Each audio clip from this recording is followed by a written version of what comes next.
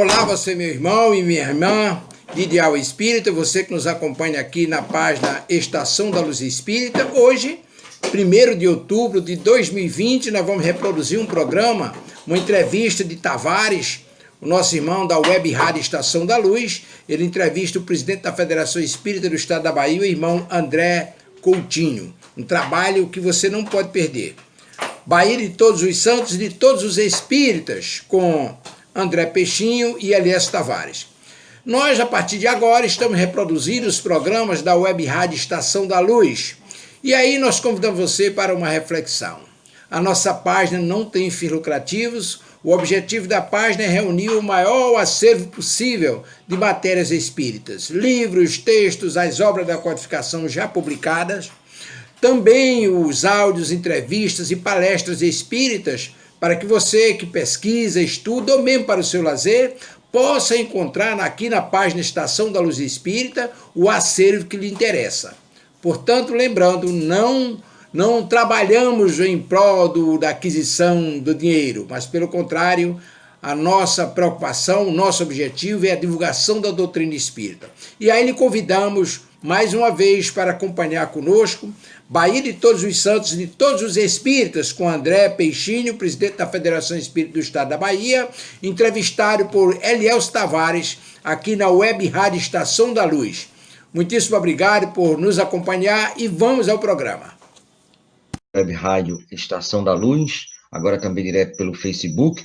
A nossa rádio é Web Rádio Estação da Luz, a rádio que emana paz aqui de Natal para todo o planeta Terra, e a Web Rádio Estação da Luz tem um apoio institucional da Casa Espírita de Emanuel, do Pronto Socorro Espiritual Fabiano de Cristo, do Pronto Socorro Espiritual Maria do Pão, do Grupo Caritativo São Francisco de Assis e, lógico, do Movimento Espírita aqui do Rio Grande do Norte. E hoje, um momento assim que eu posso dizer de uma alegria muito grande, porque nós temos aqui agora Natal e Salvador, Rio Grande do Norte e Bahia, numa ligação direta com toda a baianidade do Espiritismo, através do nosso irmão André Luiz Peixinho, presidente da nossa Federação Espírita do Estado da Bahia.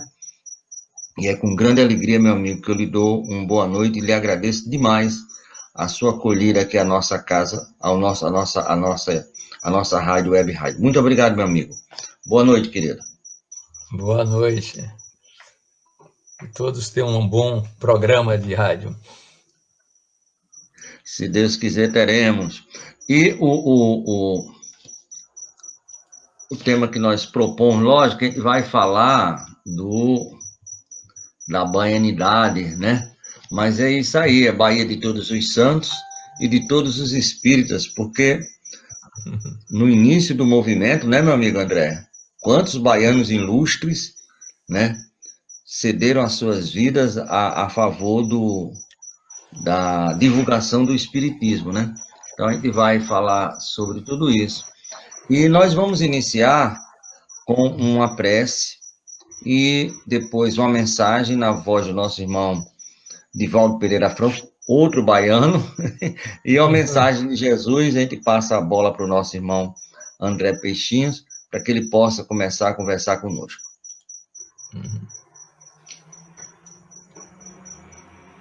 A prece.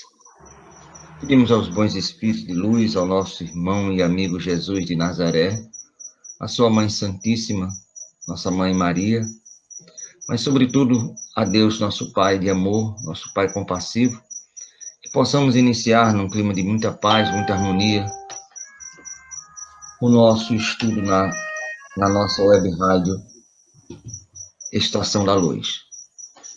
E poderíamos dizer assim: ó Deus, que a nossa oração se levante em direção a Ti na calma da noite.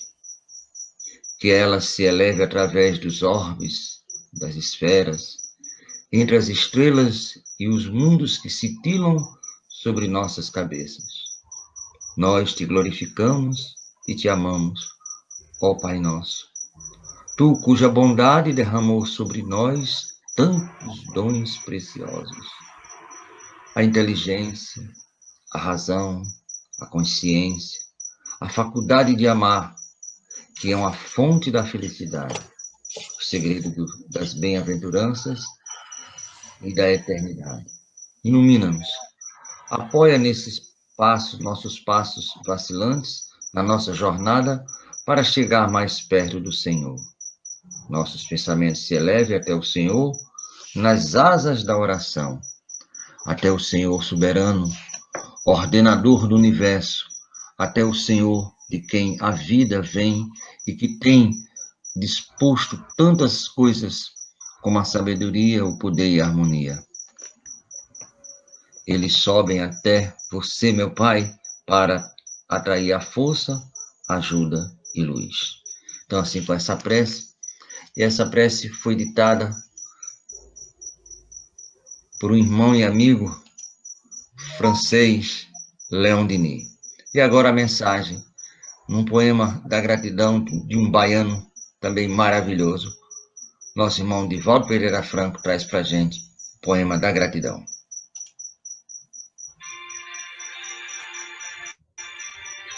Poema da gratidão. Senhor Jesus, muito obrigado pelo ar que nos dás, pelo pão que nos deste, pela roupa que nos veste, pela alegria que possuímos, por tudo de que nos nutrimos.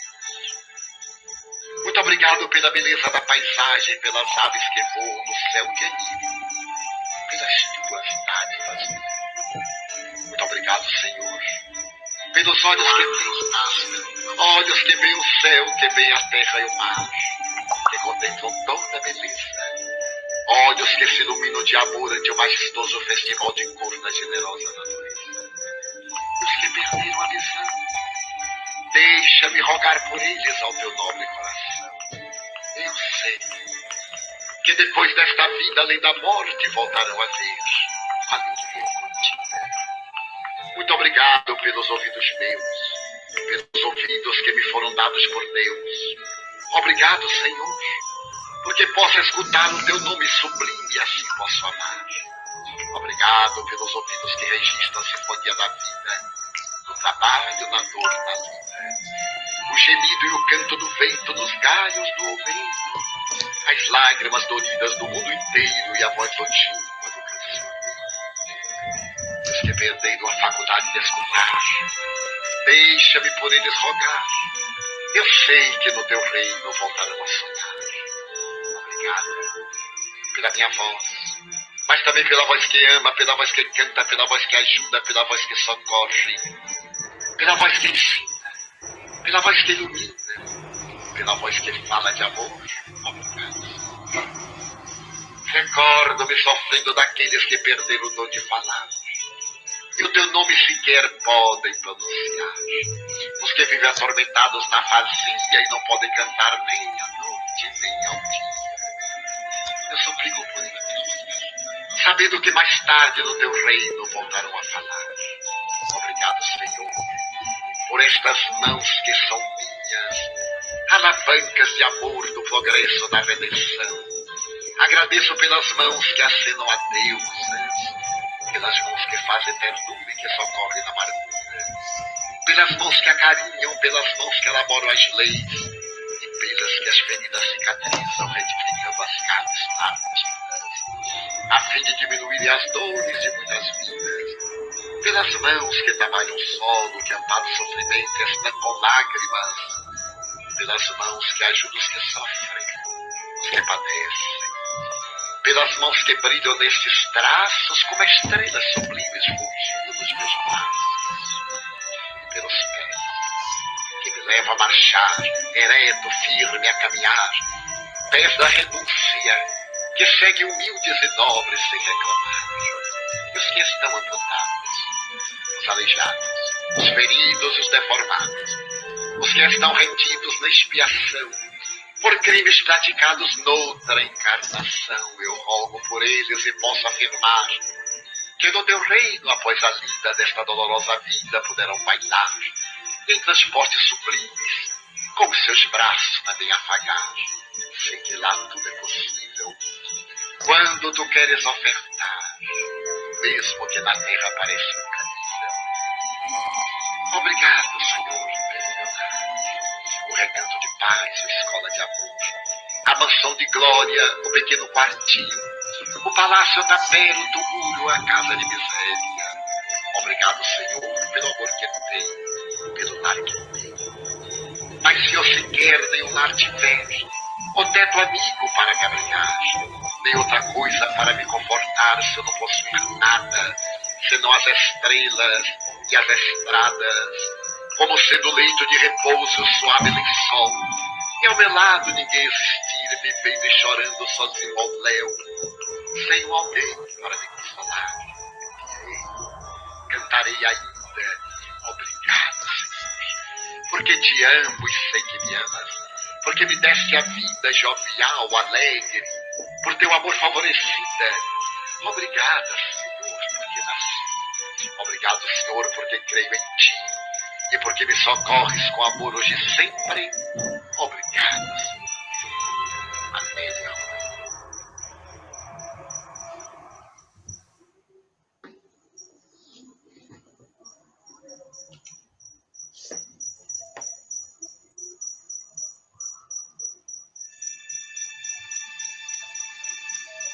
Guardai-vos de fazer a vossa esmola diante dos homens, para serdes vistos por eles. Aliás, não tereis galardão junto de vosso Pai que está nos céus. Quando, pois, deres esmola, não faças tocar trombeta diante de ti, como fazem os hipócritas nas sinagogas e nas ruas, para serem glorificados pelos homens. Em verdade vos digo que já receberam seu galardão. E quando orares, não sejas como os hipócritas, pois se comprazem em orar em pé nas sinagogas e as esquinas das ruas, para serem vistos pelos homens. Em verdade vos digo que já receberam o seu galardão. Mas tu, quando orares, entra no teu aposento e, fechando a tua porta, ora a teu Pai que está em secreto. E teu Pai que vê em secreto te recompensará publicamente. E orando, não useis de vãs repetições como os gentios, que pensam que por muito falarem serão ouvidos. Não vos assemelheis, pois, a eles, porque vosso Pai sabe que vos é necessário antes de vós que o pedirdes. Portanto, vós orareis assim: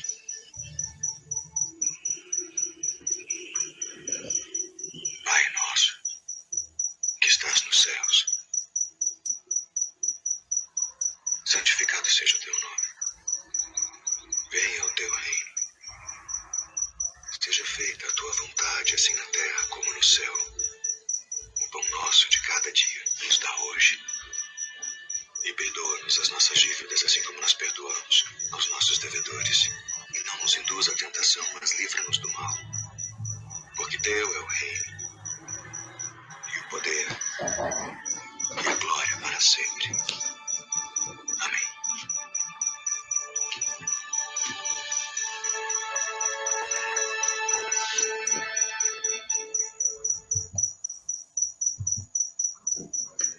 Muito bem, meu amigo Peixinho. Depois dessa mensagem belíssima de Jesus, com a oração dominical e a mensagem do Divaldo Pereira Franco, vamos começar o nosso bate-papo. Você gostaria de fazer algum comentário com relação a esse poema que Divaldo tanto repete durante mais de 60 anos, né? Ele divulga por todo mundo. E a oração dominical de Jesus. Na Argentina, se eu não me engano. Em 1963, saiu no Sol de Esperança. Um comentário que eu faria é o seguinte. Em primeiro lugar, pouca gente conhece a Amélia Rodrigues. Pouca gente. Amélia Rodrigues, aqui na Bahia, é nome de um município. E a minha esposa, que gosta de história, resolveu investigar a vida dela enquanto encarnada, né? Porque viu os livros, né? Desde o primeiro, Primícias do Reino. E aí nós descobrimos, ela principalmente, um outro pesquisador, eu só dei uma pequena mão, que ela era uma ativista social de grande envergadura. Era uma professora primária, imagine, no século XIX, com poucos recursos, mas se associou pela sua vocação religiosa à Igreja Católica, os padres ajudaram-na inicialmente, e ela resolveu ser literata, imagine, no século XIX, mulher escrevendo e publicando e fundando jornal. Vocês imaginem o clima que ela criava. Né? Não é. E não era fácil. Uma mulher antes do tempo, né? Ela conseguiu, inclusive, façanhas de colocar seus livros que o governo do estado adotou como livros oficiais das escolas. Né? Ela escreveu um poema, curiosamente, em homenagem a Joana Angélica, que hoje Achou a mentora, não, depois seria a mentora de Divaldo. e que foi quem convidou Amélia para se associar à obra da Mansão do Caminho, segundo palavras de Divaldo. Ela tinha uma cultura, para a época, muito grande. Ela traduzia um livro em alemão. Você já imaginou uma mulher no século XIX falando alemão? Um dos livros interessantes que eu li é do Filho do Homem. São contos de uma escritora alemã que parece que tem o mesmo interesse espiritual, religioso na literatura. Ela se juntou a uma outra mulher aqui que era rica e criou, instigou a criar o que é o Instituto Feminino da Bahia nos anos iniciais do século XX, para abrigar as mulheres que queriam estudar, né? Porque não tinha espaço na cultura baiana, nem recursos financeiros. Então, essas moças que não tinham onde estudar e que queriam ir para Salvador, ela abrigava como uma espécie de pensionato. Um albergue, né? Gratuito era. E o nome dela está associado à criação do Colégio Salesiano na Bahia. Ela fez força para que os salesianos trouxessem a cultura de Dom Bosco para a Bahia. Tanto que ela é reverenciada lá no colégio, aqui na Bahia, em Minas Gerais e no Rio de Janeiro, onde ela morou alguns anos. Né? Nós temos um material que foi produzido só para lembrar a vida dela. Eu aproveitei e fiz um poema usando os títulos dos livros que ela publicou dela e parte do que ela fez encarnada. Né?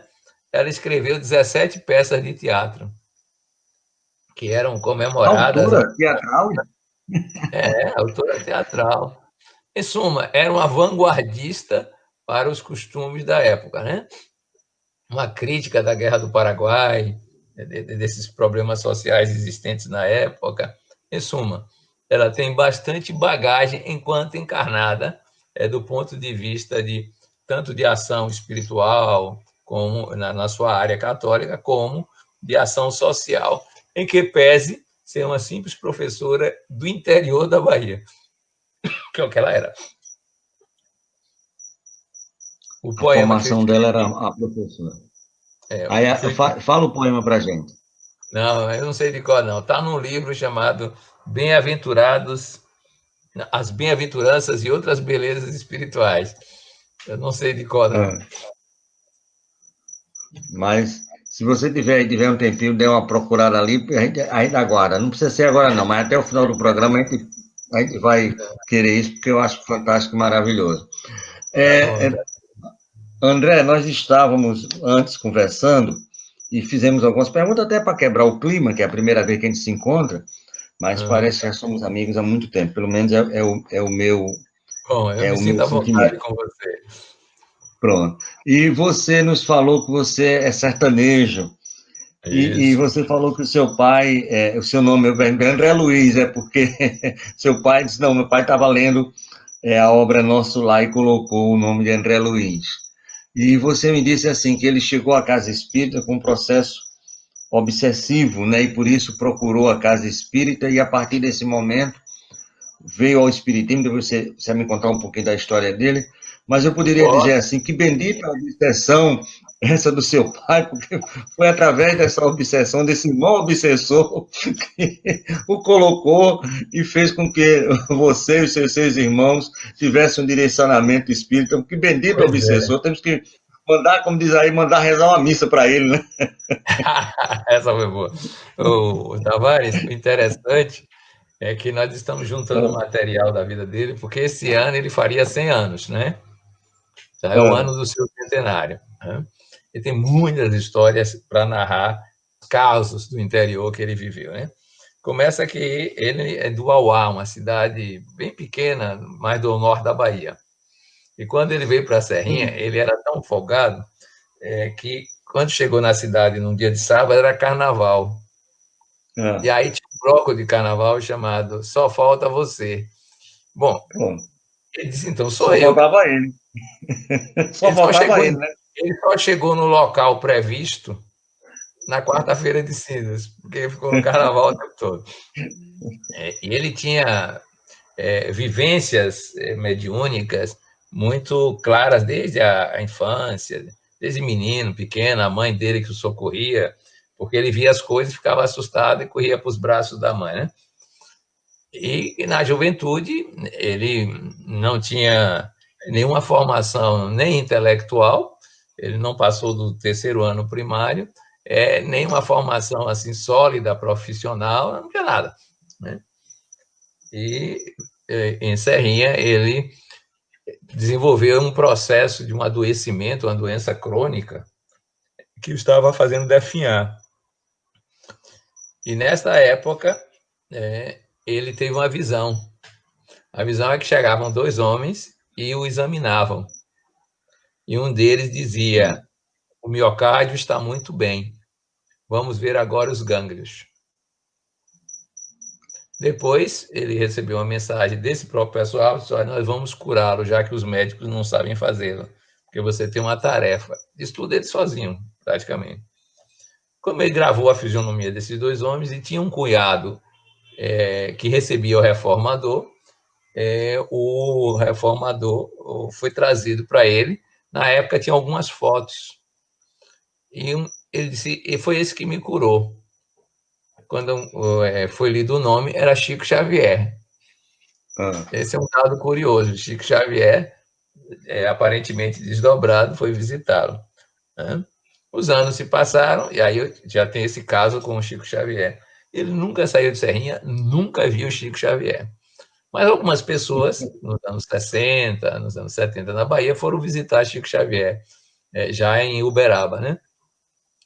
E quando falavam com Chico Xavier, dizia assim, olha, eu sou fulano de tal, de Serrinha. Chico Xavier repetia invariavelmente, como vai meu amigo Aristóteles Peixinho? Sem ninguém dizer nada. De vez em quando, meu pai tinha desdobramentos espirituais que se encontrava com Chico Xavier. E Chico dizia para ele, seu lugar é no sertão, não adianta vir para próximo, seu lugar é no sertão. Seu poste é lá, né? Seu poste é lá. Exato. Em 1998, um amigo comum nosso, de meu pai, meu e de Chico Xavier, recebeu uma carta. Essa carta existe. E na carta ele dizia num dos trechos, conheço e reverencio, algo assim, conheço o trabalho apostólico do meu querido amigo Aristóteles Peixinho, aqui não sei o que.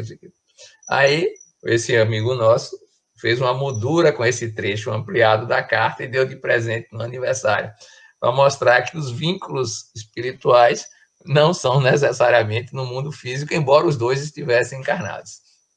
Eles tiveram sempre essa vinculação, e ele brincava, quem tem um amigo como Chico Xavier precisa de mais de quê?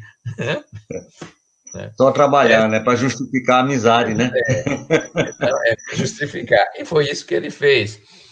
A perturbação espiritual dele levou a um centro espírita, que estava ainda como grupo sendo criado, e lá ele conheceu um médium inconsciente, na linguagem mediúnica, muito diferente do usual. Né? Diferente em que sentido? Porque era aquele médium de fenômenos ostensivos. Né?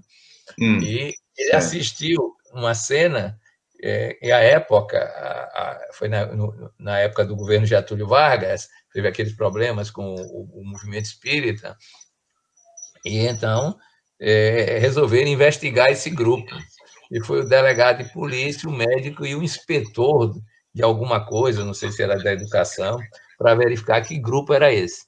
O médico, então, fez algumas perguntas para fazer ao tal do espírito que se dizia se manifestando lá. E meu pai assistiu isso e aprendeu muito bem com isso. Então, quando chegou lá, o espírito já estava incorporado, psicofonicamente falando hoje em dia, e o espírito virou-se e disse para o médico, para poupar seu trabalho, eu vou responder as perguntas que estão no bolso do seu paletó, sem você precisar ler, e responder uma por uma. Aí o médico chegou, virou delegado e para o inspetor disse: é melhor a gente ir embora daqui, porque não faz mal a ninguém, ainda mais lê pergunta no bolso do paletó, né? Vamos parar por aqui, pode ser que eles façam outras coisas, né? Pois velho, melhor cair fora. Mas, André, que interessante. Eu participei agora de 5 horas com um estudo com Cosme Mas, da Cardiopédia, e ele falava justamente desse período do Getúlio Vargas, que as casas, né, espíritas passaram por poucas e boas. E aí você também disse isso na Bahia.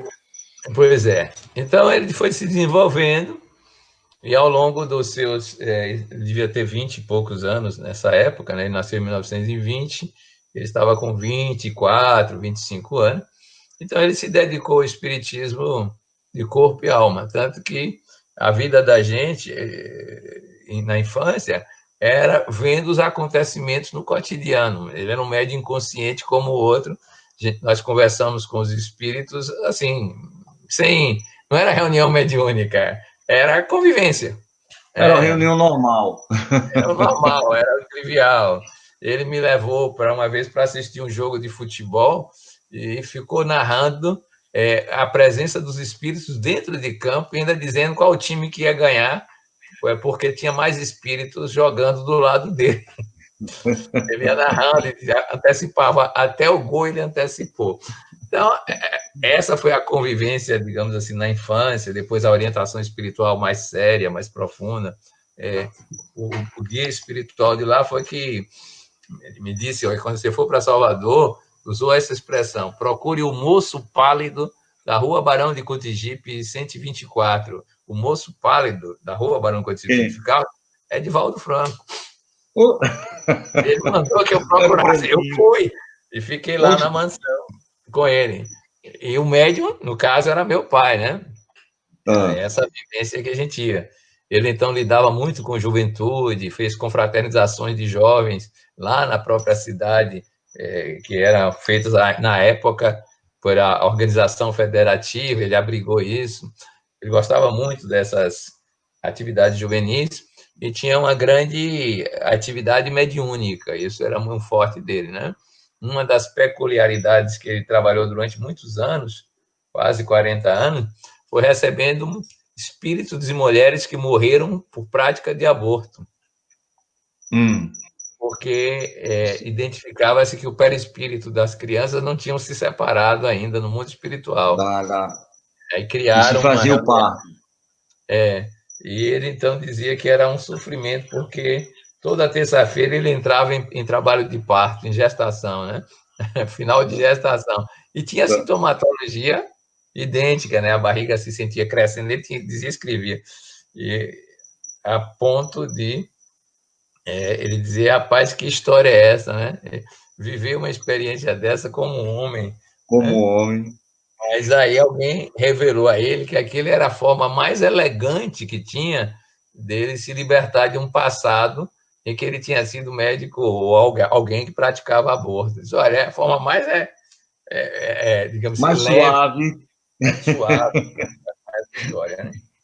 Nos anos finais da vida dele, ele, com 80 anos, ele disse que viu Madre Teresa de Calcutá e disse: olha, você já falou bastante, agora precisa somente agir. E aí ele perguntou a ela o que era, e veio uma inspiração para ele, e ele passou os últimos anos da vida dele construindo casas para carentes. Por isso que eu digo que ele lançou Minha Casa Minha Vida antes do governo. Ele chegou a construir 11 casas, né?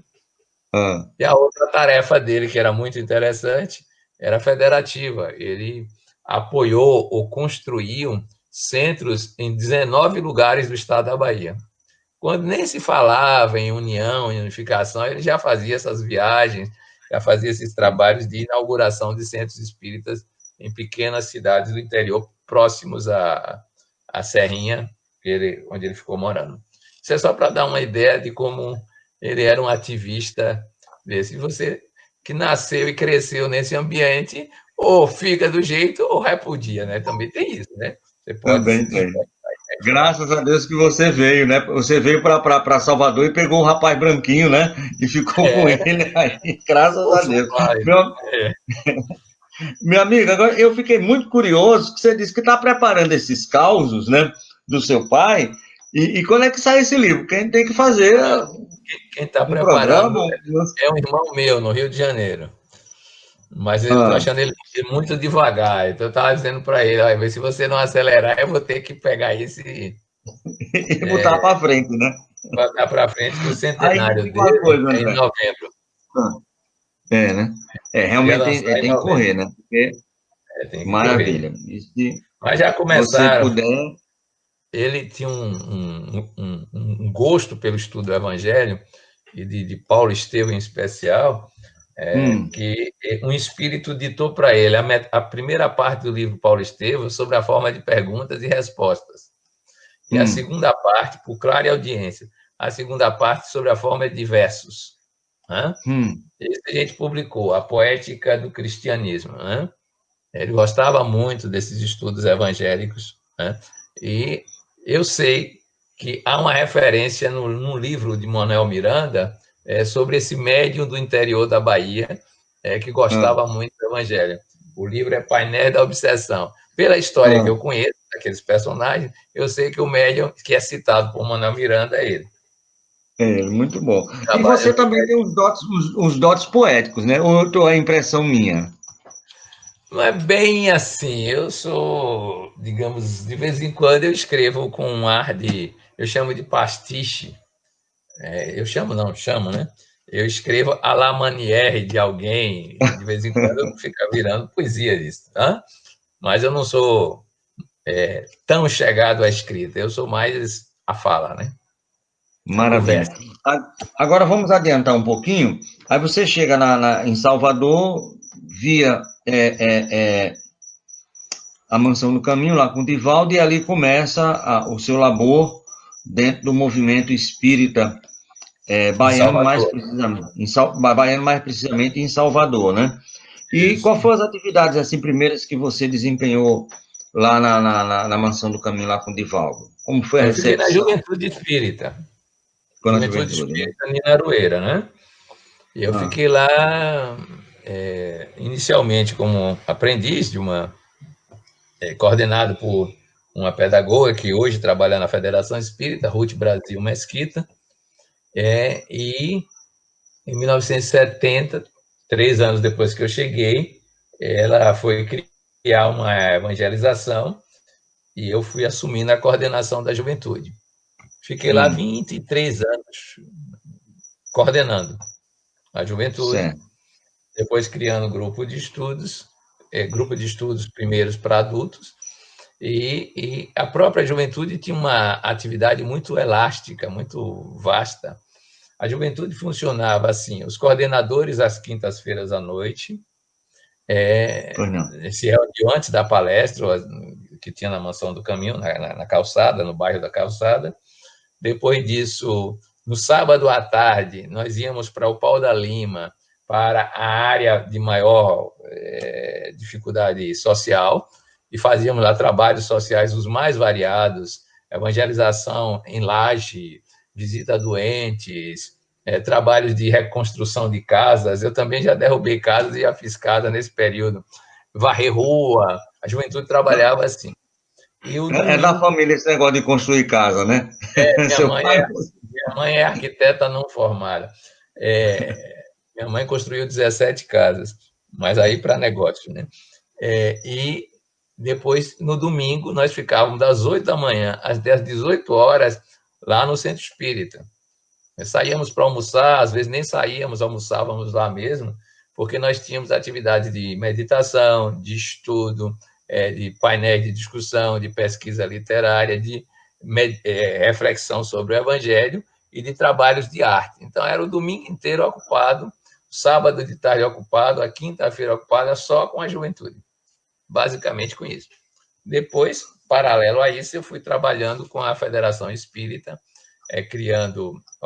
dirigindo as confraternizações de juventudes, os grupos de estudos, os congressos, desde que tomaram a feição de congressos em centros de convenções. Eu passei a coordenar toda a parte pedagógica, doutrinária, né? E aí fomos criando coisas nessa linha de a federação. Quando a Mansão do Caminho, quando o Caminho da Redenção, que é o nome do centro, fechou a atividade lá na calçada, eu aí fiquei mais afastado, porque já tinha um envolvimento muito grande no trabalho federativo, viajando para o interior e nas atividades da federação, mas, ao mesmo tempo, logo depois, eu criei uma organização nos locais que a gente trabalhava na favela, na comunidade. Hoje, essa organização, chamada Sociedade Olo, ela tem uma espécie de acreditação universitária, e ela abriga cadastradas cerca de 33 mil pessoas para atendimento.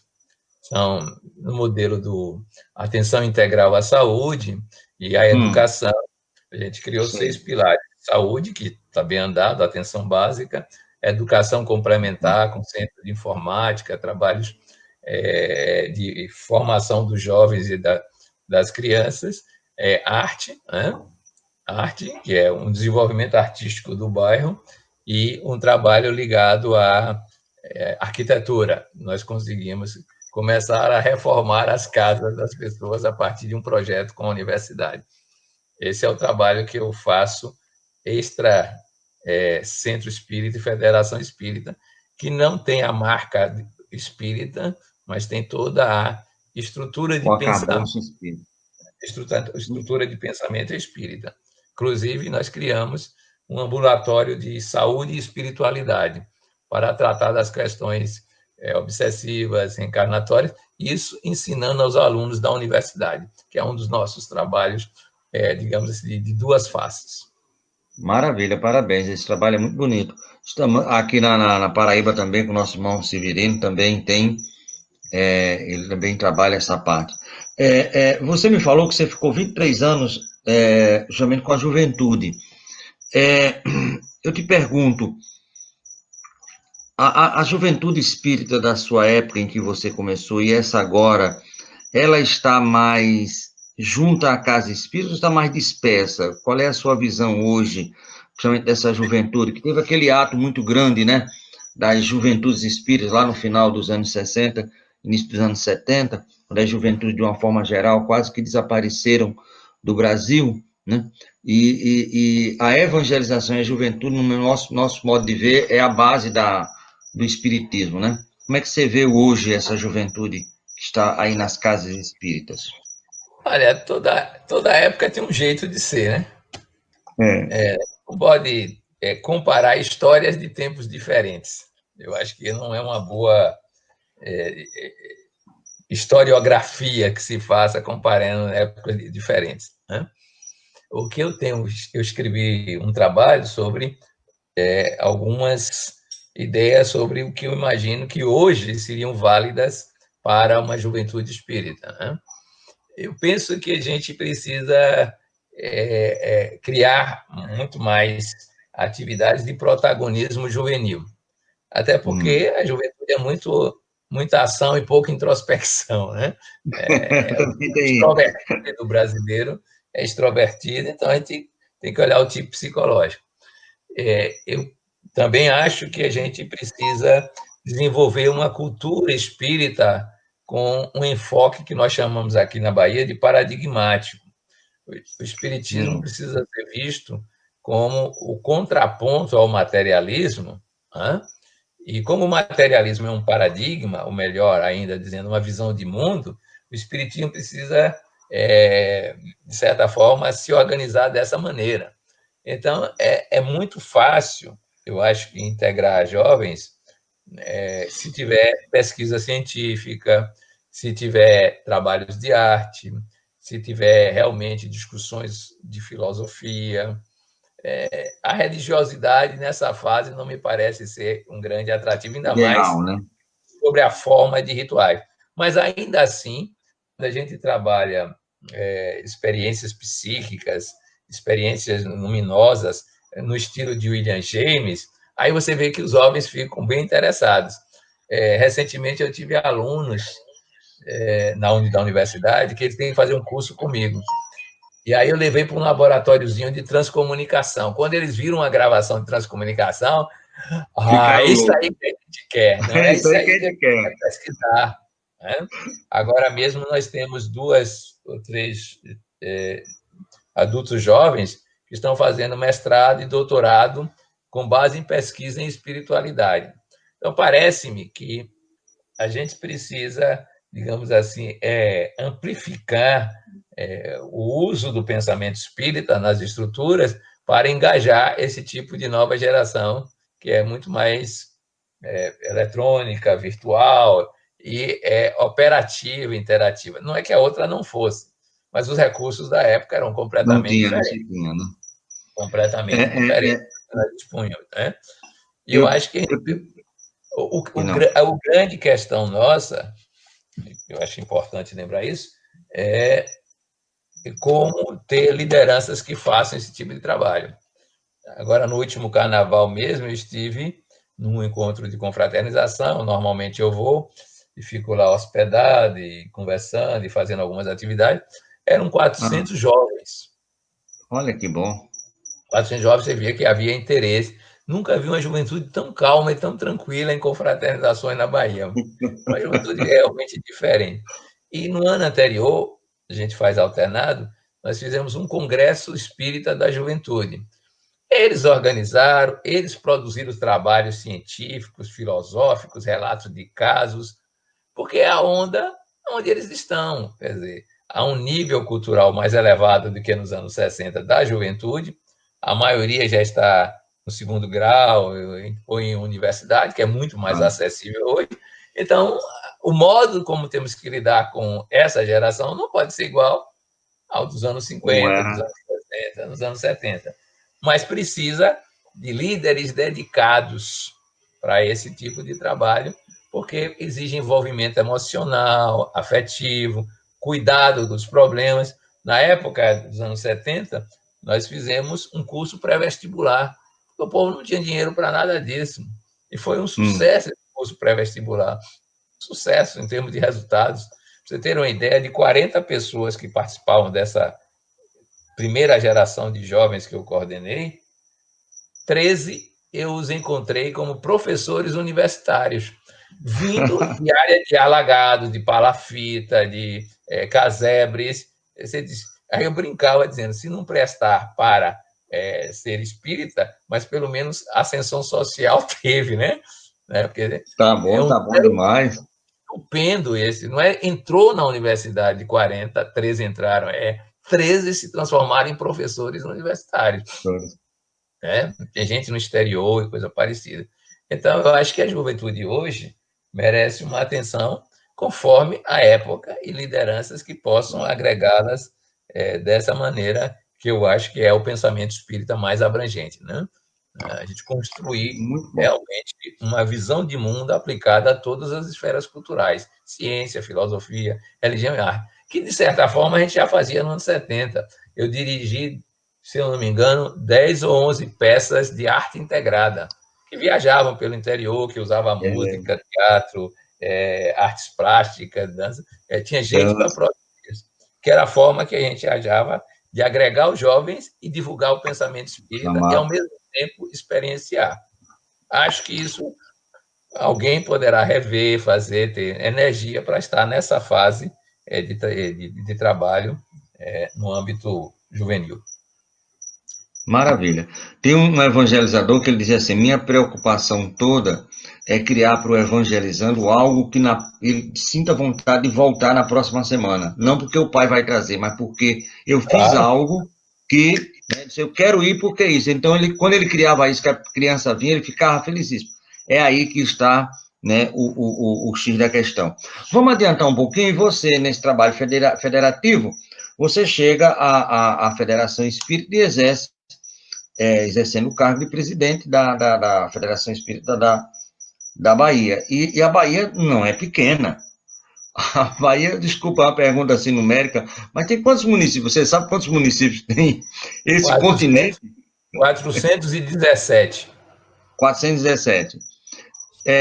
nesses 400, tem casas espíritas na maioria? Quantas casas, mais ou menos? Deve estar em 215 agora. 215, né? Nos Casa municípios, mesmo né? registrada, 215 municípios. E hoje, na Bahia, tem quantas casas espíritas no total? Interior Mais de 700. 710, porque vai crescendo, vai sumindo. Como é que vocês... porque aqui no Rio Grande do Norte é pequeno, é um estado pequeno, mas a Bahia é um estado, é um continente, vamos dizer assim, né? Do tamanho, é um país, vamos dizer assim. Mas é um país. Não é um país. É um país, desculpa, não é um país, me perdoe. É um país. Como é que vocês fazem para a administração dessas 700 casas? Vocês dividem, aqui como aqui no Rio Grande do Norte, as chamadas CRES, e aí vocês têm esse diálogo com todas as casas? Nós temos 13 conselhos distritais em Salvador e 27 conselhos regionais no estado inteiro. Nós fazemos isso. Fizemos regionalizações para melhor atender a esses grupos. Né? Em cada região, nós temos um grupo gestor das atividades federativas. É assim que a gente procede. Em termos administrativos, é assim que a gente se arrumou. É parecido com o Rio Grande do Norte. Agora, de uma forma geral, os fatores são idênticos. E, no caso, como é que se trata hoje? Porque eu conheci Salvador e eu fiquei impressionado porque eu estou ali no Pelourinho fazendo a visita e eu vejo a Federação Espírita, né? Que ela fica no Pelourinho. Eu digo, é aqui, mas eu tinha visto outro prédio. Mas ali estava a sede primeira, né? E hoje vocês estão com a sede histórica, né? E aí... eu fui ver que na Bahia, e aí a gente vai começar a entrar no nosso tema, muitos e muitos espíritas, Pititinga, Teles, né, Deolina Murim, nosso querido Manuel Filomeno de Miranda, entre outros, né, são baianos, né, e deram as suas contribuições ao movimento espírita, não só da Bahia, mas também a nível nacional. Então, o Brasil tem um preito de gratidão com a Bahia em relação a esses trabalhadores da primeira hora, que aí, através da baianidade, conseguiram colocar o espiritismo de fato, de direito, fincar o espiritismo no Brasil. E eu ouso até dizer, porque aí você tem o pessoal aqui também da Paraíba, né, o Lins de Vasconcelos, você tem Viana de Carvalho e Bezerra de Menezes no Ceará. O espiritismo começou no Brasil pelo Nordeste, principalmente pela Bahia? É essa a sua visão? O espiritismo formal registrado oficialmente, começou pela Bahia, pelo que se sabe, né? Porque o grupo familiar de espiritismo foi o primeiro a ser registrado em 1865. Mas não quer dizer que não existissem espíritas circulantes em outros lugares ao mesmo tempo. Okay? Tudo isso era influência francesa, né? De quem andava pela Europa, de quem lia francês, quem tinha acesso a esse tipo de informação. Existe um outro baiano, que eu não me recordo o nome, que parece que ia traduzir a obra de Kardec para o Brasil antes mesmo de Luiz Olímpio começar as suas pequenas publicações de trechos da obra.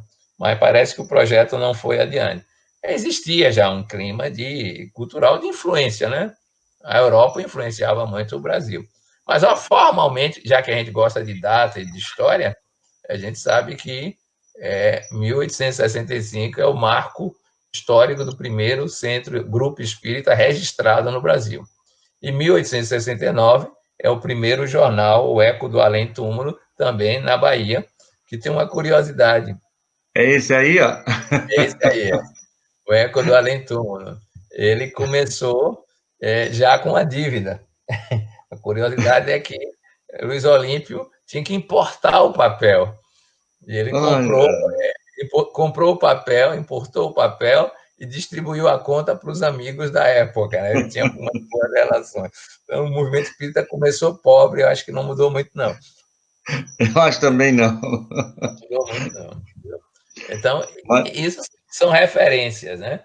É verdade que Luiz Olímpio tinha toda uma formação católica, mas na época ninguém pensava que o movimento espírita seria separado das religiões, nem mesmo Kardec imaginava que ele seguiria esse caminho, né? Se pensava que ele vinha secundar as religiões, fecundá-las com os seus exemplos, as suas pesquisas de um modo geral. Tanto que o Luiz Olímpio era espírita, mas ele se dirigia ao bispo da cidade, e o bispo mandou simplesmente condenar toda a obra que ele fazia, né? As coisas da época que a igreja era a religião estatal, né? Tinha essa vinculação. O mundo era bem diferente de hoje. Então, esse é o começo do movimento aqui, né? A gente não tem muitos dados depois que ele viajou para o Rio, ele foi morar no Rio de Janeiro, né? E aqui a Bahia ficou sem, pelo menos, elementos de registro disso. Os registros começam em 1890, com outro jornal, com alguns remanescentes deste grupo, inclusive familiares de espiritismo, agora já numa certa idade. Eram pessoas, uma parcela delas eram professores da faculdade de medicina, outros eram profissionais, que eram todos leitores de francês. Então, é a classe média, média alta, quem via isso, né? E o jornal já nasceu, detalhe importante, já nasceu com uma proposta de, em sendo viável e dando resultados financeiros, ele se viria para pagar a alforria de escravos. Ele já nasceu abolicionista, né? Naquela época, né? Depois disso, toda a história do pensamento espírita e dos centros gira em torno da criação da União Espírita Baiana, que foi o nome original da Federação Espírita do Estado da Bahia, graças a esse esforço de José Pititinga. Mas é bom registrar que não era ele só, claro, né? Existiu um personagem que a gente nunca localizou ninguém, nem membro de família, chamado Antônio Mafra, que era o líder das caminhadas. Ele fazia visitas a todos os centros da região e fez isso num período de 2 meses. Tanto que a gente tem um movimento aqui chamado Caravana Baiana da Fraternidade, e diz que a primeira caravana que fez foi José Pititinga, visitando centro por centro, reunindo com a diretoria, até no dia 25 de dezembro criar a União Espírita Baiana, que tinha o papel agregador de reunir os espíritas da Bahia, né? Os centros eram todos da capital ainda, embora existissem notícias de centros do interior. José Pititinga, então, recebe depois Manuel Miranda, que vinha de um tratamento de desobsessão, de uma doença, provavelmente psicofísica, por um médium do interior chamado Saturnino, cuja filha era uma médium muito importante aqui no interior da Bahia, tinha muita proeminência, e que eu cheguei a conhecer, meu pai a conheceu, né? Nós não conhecemos Manuel Miranda, mas conhecemos a filha de quem curou ele, né? E logo depois ele agrega um jovem chamado Leopoldo Machado, daí na foto, né? Era jovem, era atirado como jovens de então. E vale dizer que José Pititinga, que foi abolicionista e republicano, cujo nome deve-se a uma crítica que fizeram a ele, porque o nome dele é José Florentino de Sena.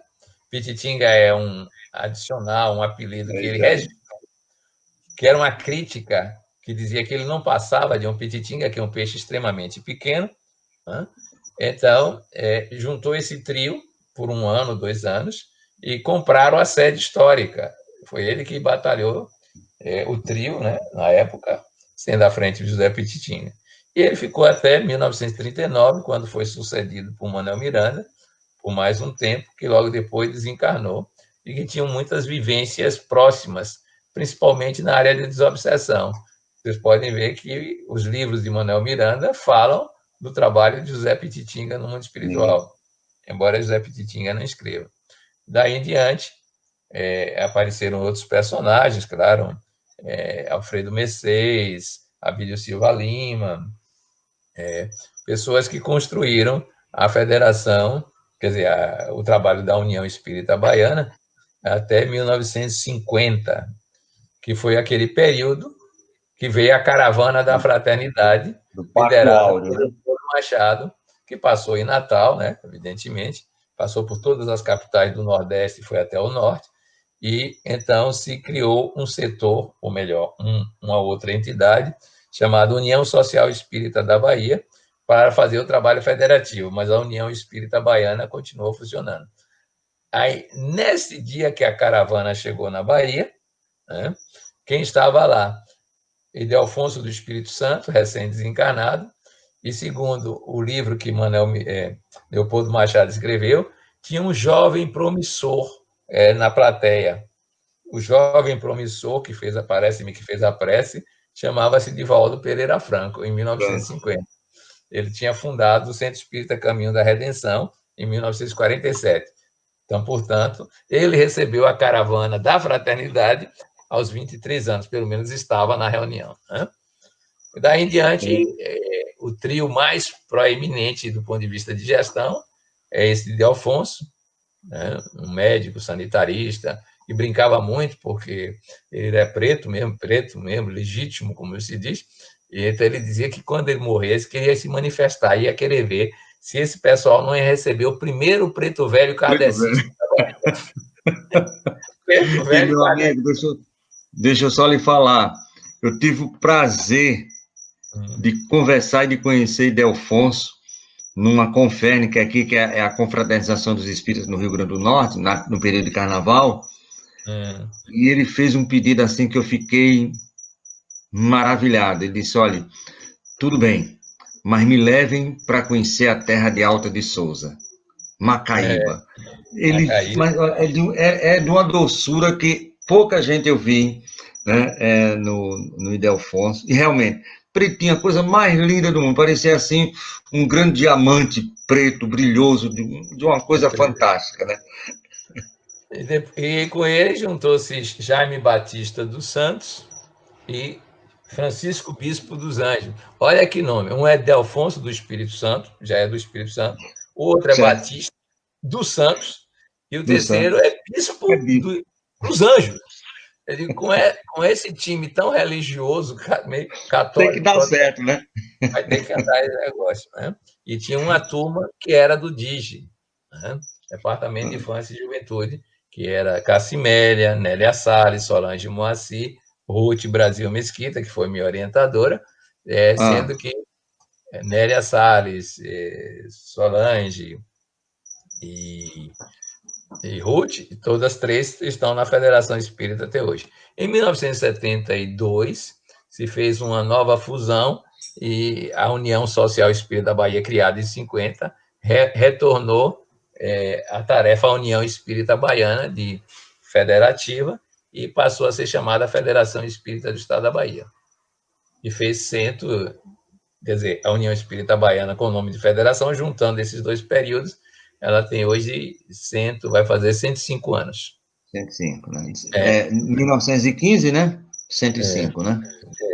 Aí depois desse ciclo desses presidentes, tivemos alguns que não ficaram na federação, mas logo a seguir assumiu a presidência de Nólia Peixinho, e depois disso todos os presidentes ficam lá. Mesmo depois de sair do cargo, todos estão trabalhando. Então, foi a própria Ednólia, a Creuza Lage, e depois fui eu. Né? Também não saí, espero que agora eu deixe o cargo em abril. Espero, né? Nunca se sabe o que aprontam nesses caminhos da vida da gente. Mas o fato é que nós trabalhamos... e vamos embora. E vamos embora. O importante é o trabalho, não é o cargo. E aí nós fizemos a Ednólia começou isso, a Caravana Baiana da Fraternidade, que visita todos os centros que se demonstram receptivos a essa visita com uma temática anual. Esse ano é Espíritas Amai-vos, eis o primeiro ensino, Instruí-vos, eis o segundo. Então, são 700 e tantas visitas regionalizadas, né? Então, parabéns, a gente conhece centros, visita as pessoas. Esse ano, como não foi possível, por causa da pandemia, nós estamos fazendo encontros regionalizados via internet.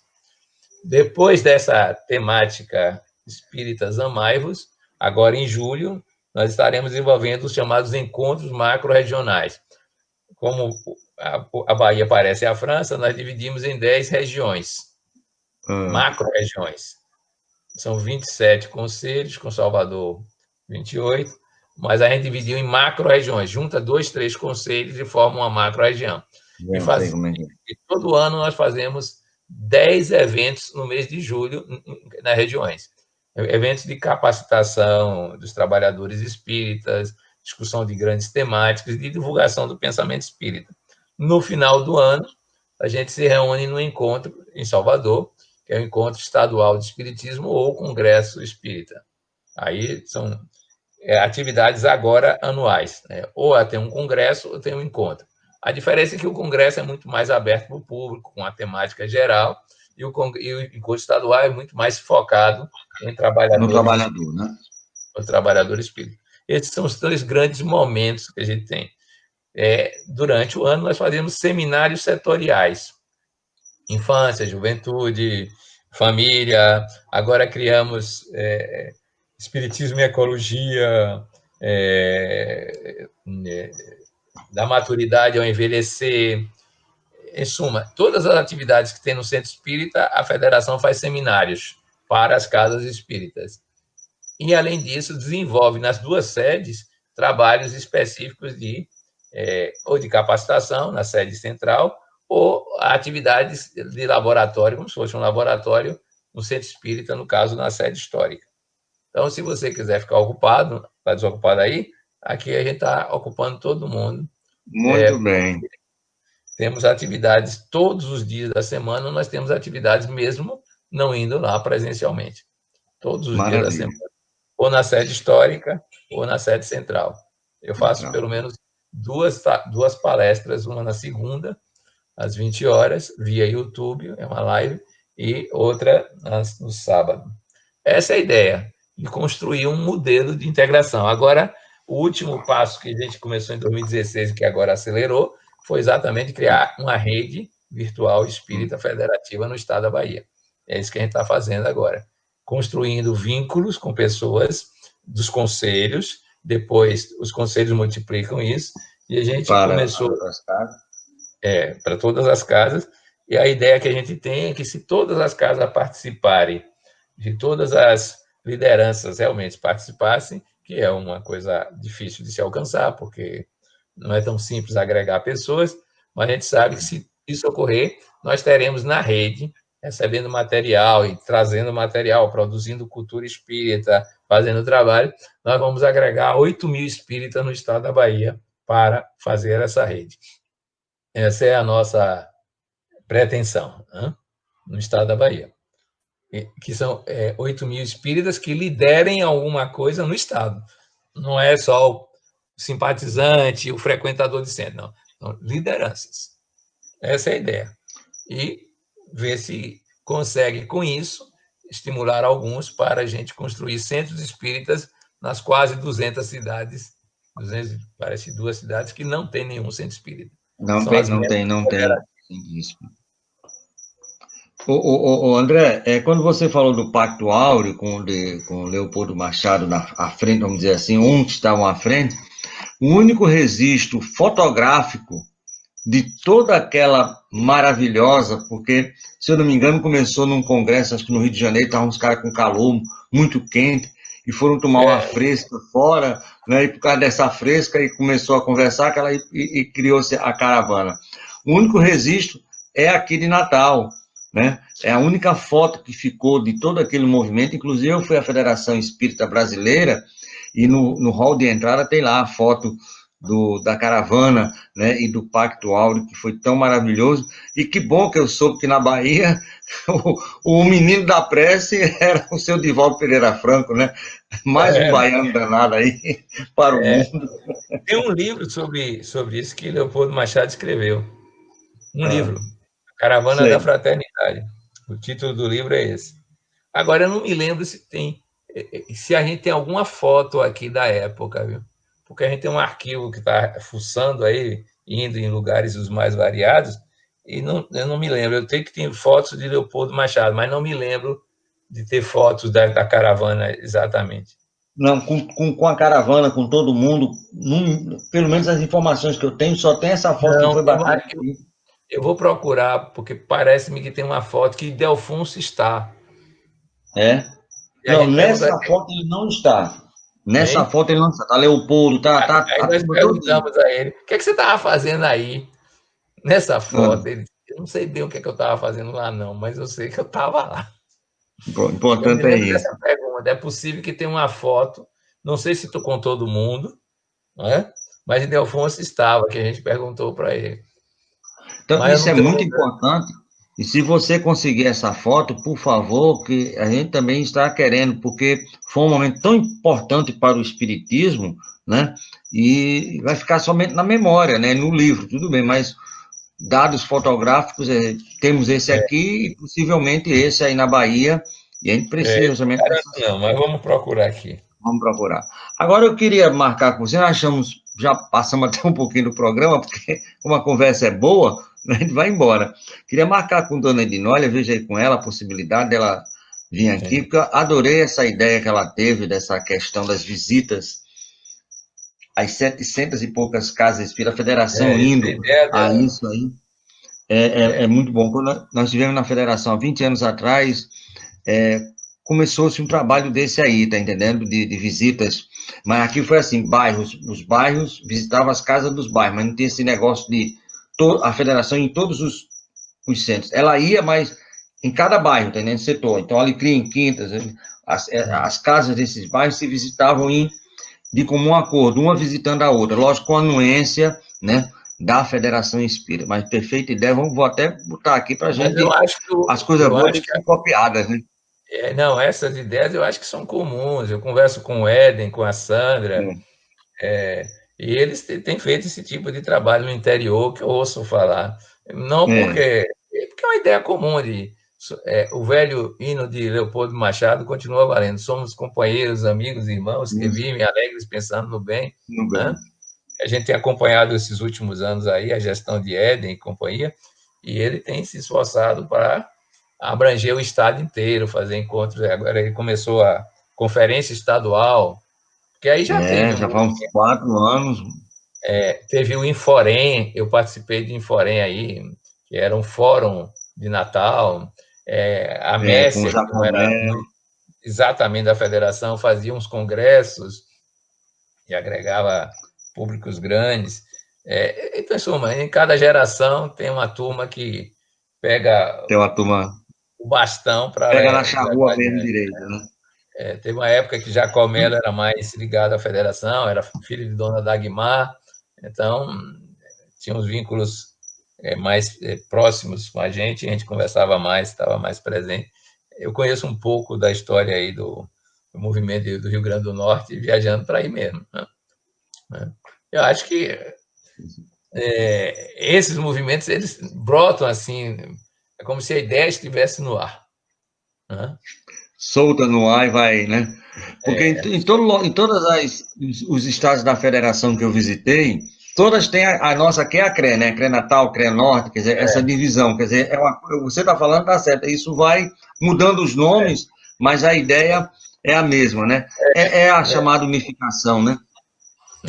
No Amazonas a coisa é um pouco diferente, porque lá não tem rodovia, tem hidrovia, é um outro tipo de trabalho, né? Eu conversava com a Sandra Moraes e ela me dizia: a gente sai 6 horas da manhã e volta de noite para chegar num centro espírita que é Ribeirinho. É um trabalho realmente, eu acho espírita muito, Hercúleo, é. muito hercúleo e que exige muita dedicação.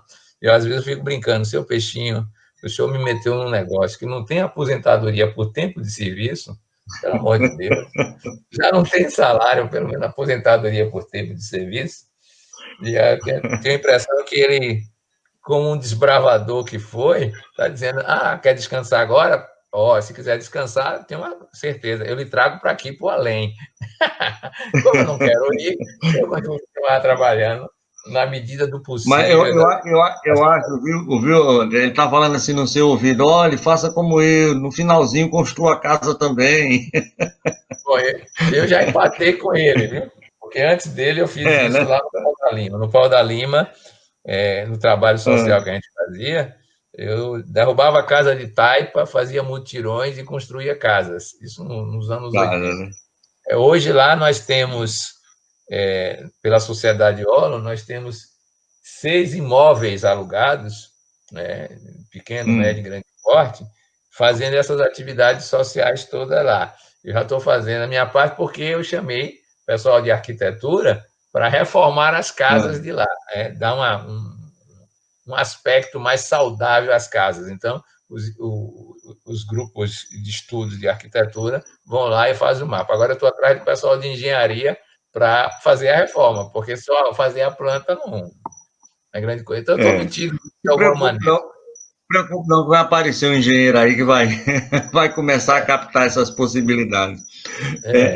Quando eu fui conhecer a Mansão do Caminho, eu saí aqui de avião, gastei 1 hora de voo para Salvador, e gastei 1 hora de táxi, que eu aluguei o táxi no aeroporto para ele levar na Mansão do Caminho. Porque eu fui num dia de sexta-feira, e esse caminho aí, meu amigo, é um lugarzinho assim estreitinho, a pista estreitinha, cheia de caminhão. Eu levei mais tempo. Agora, para você ter uma ideia, eu fui atendido e fui recepcionado. Quem me mostrou toda a Mansão do Caminho, eu fiquei assim, maravilhado. Eu fui sair de lá assim, divinizado por tudo. Mas foi uma irmã evangélica. Aí eu cheguei para a menina, aí eu digo, e aí, você é de que casa espírita? Ela disse, não sou espírita. Não, você é o quê? Eu disse, não, eu sou evangélico. Porque você está aqui, ainda mais mostrando a casa, porque é o guia, né? Ela disse, eu vim fazer um trabalho aqui para os meus estudos, né, de assistência, e gostei e fiquei, né? Então, só para terminar, por favor, que essa pergunta está na minha cabeça, e eu não queria terminar esse nosso primeiro encontro sem perguntar isso. A Bahia de Todos os Santos e todos os espíritas, mas o espiritismo no Brasil, ele andou melhor, ele flutuou melhor por causa daquilo que nós já tínhamos no Brasil, dos cultos africanos, tanto da Umbanda não, que é mais do início do século passado, mais do candomblé. Isso facilitou mais a interação? Isso você acha que ajudou? Qual é a sua opinião sobre essa da nível de todo o Brasil? Talvez isso, onde exista isso, né? Na Bahia, talvez no Rio Grande do Sul. Mas eu acho que a grande atividade facilitadora da inserção do movimento espírita foi a atividade de natureza social. Os espíritas fizeram foi coisa que Deus duvida, né?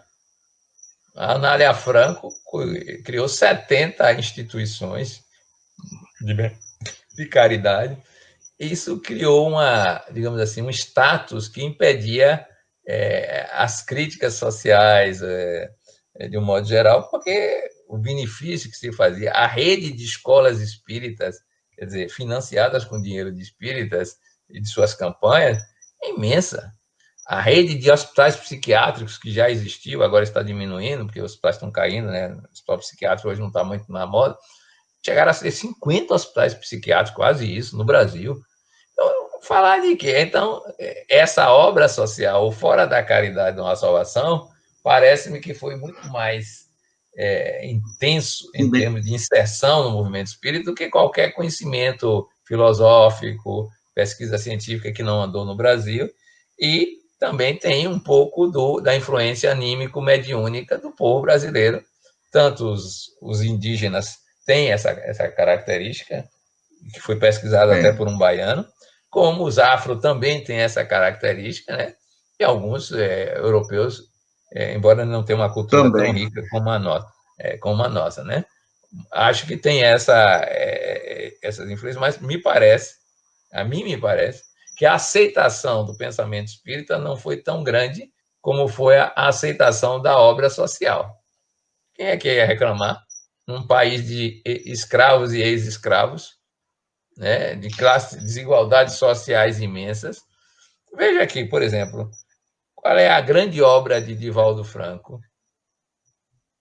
Você pode olhar que não vão dizer que é a psicografia dele, vão dizer que é a Mansão do Caminho. É a Mansão do Caminho. É a Mansão do Caminho. E é linda a obra. É uma obra social, entendeu? O que valoriza-se muito é esse trabalho. O que é que vão dizer de Irmã Dulce, na Bahia, com quem eu convivi, que era amiga de Divaldo? Não é a religião católica dela, é a obra social. A aceitação dela não é tanto pelo fato de ela ser freira. Pelo contrário, a igreja andou meio distante dela. Porque a obra social no Brasil tem um peso muito grande ainda. Pelas necessidades, né? E País carente. é, aqui no Rio Grande do Norte nós temos uma casa espírita chamada Maria de Nazaré. E ela tem uma escola, a estrutura dela, ela fez um convênio com a prefeitura, o governo do estado, escola, se eu não me engano, de Jal Maranhão. Ela tem 400 alunos. Na primeira fase da infância.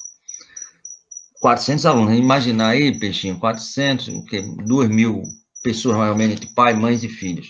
Mas a casa espírita, enquanto casa espírita para reuniões no domingo, é 4, 5 pessoas. Mas essa obra social do estudo, ela existe, né? Muitas vezes em detrimento até do que você falou da questão. Né? Agora Agora eu acho que vai mudar, porque nos últimos 20, 30 anos mudou o pensamento dentro das universidades. O que era materialista, nos anos 70 era marxista, weberiano, e por aí vai. Agora a espiritualidade caiu nas graças. Agora, pesquisar espiritualidade já dá título de doutor. Já dá título de doutor.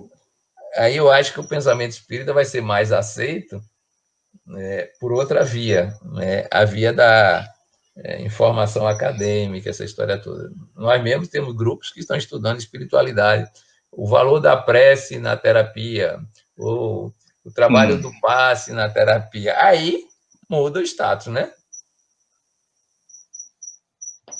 Muda totalmente.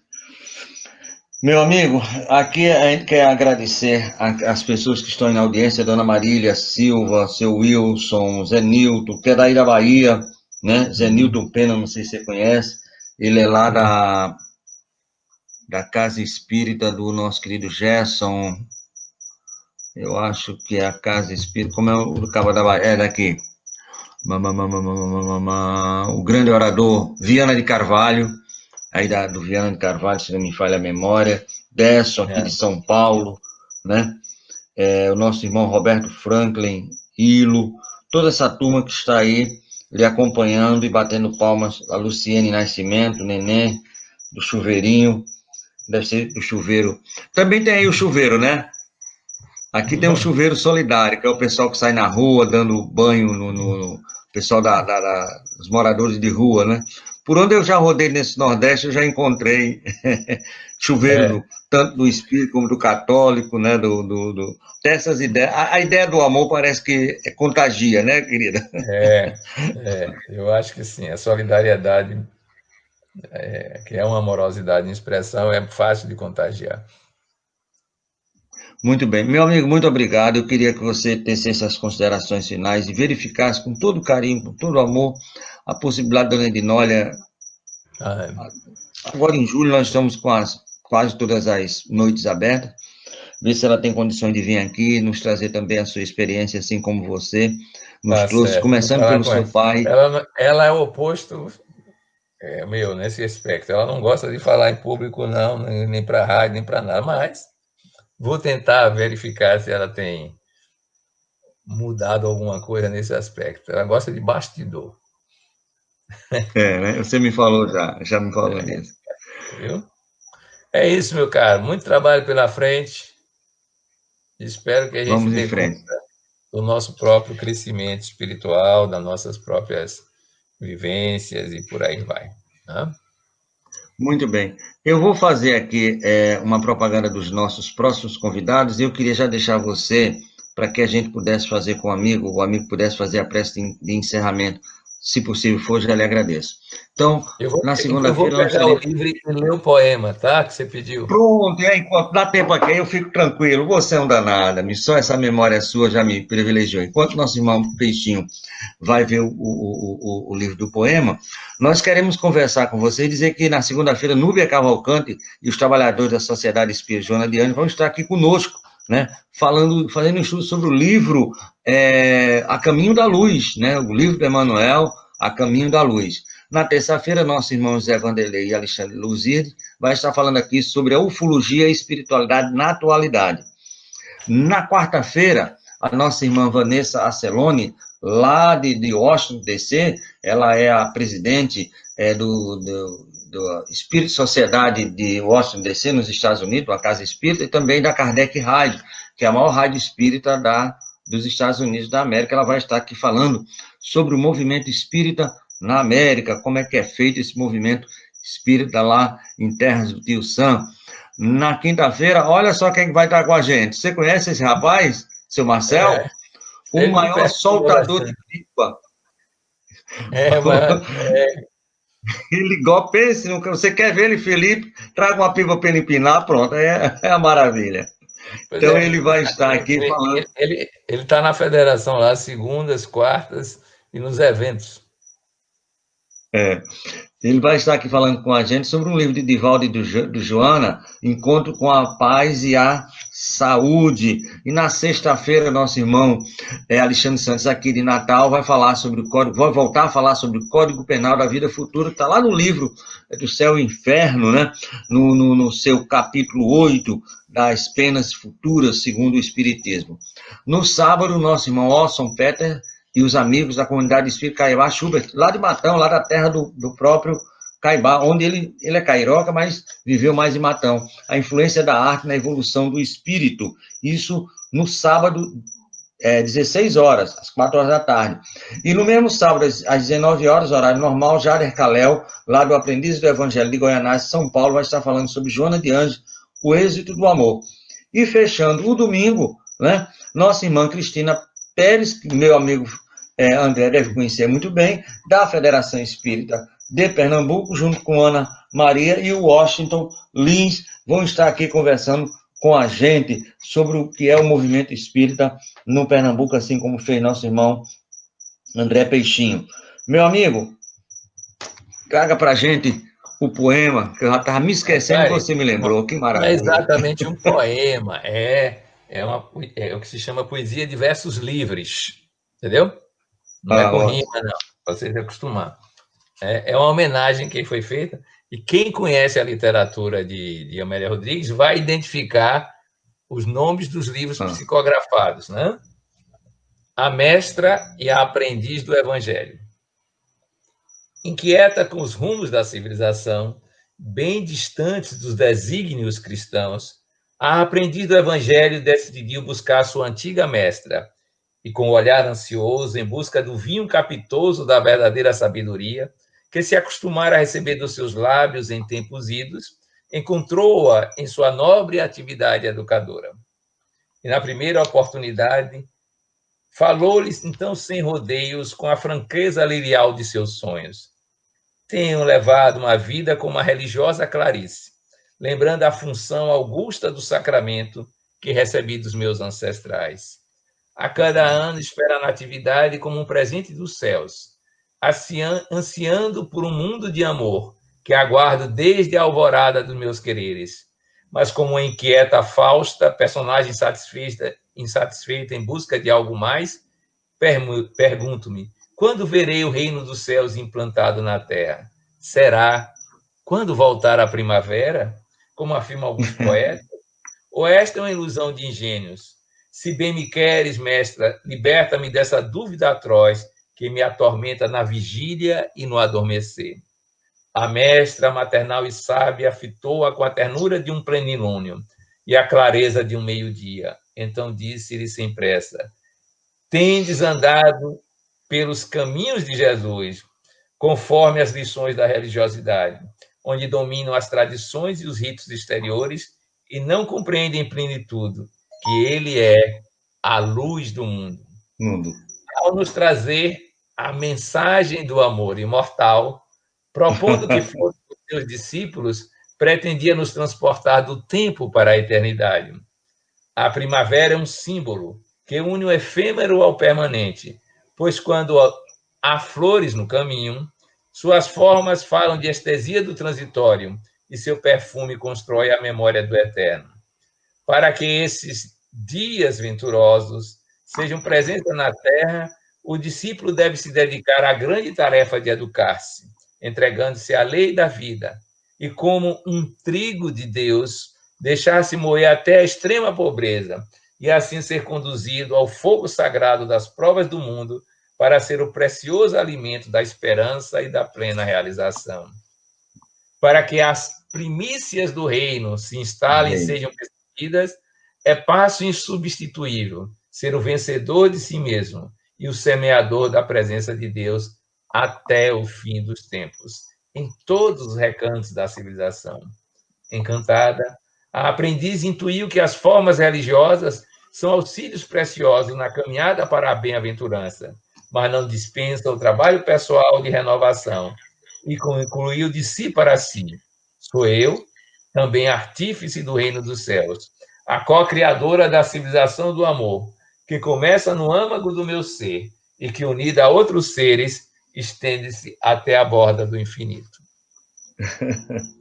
Aqui tem os seguintes livros, só para citar, os que estavam publicados à época, acho que todos ainda são os mesmos. Quando Voltar a Primavera, Pelos Caminhos de Jesus, A Luz do Mundo, A Mensagem do Amor Imortal, A Flores no Caminho, Dias Venturosos, Trigo de Deus, Primícias do Reino, O Vencedor, O Semeador, Até o Fim dos Tempos e Sou Eu.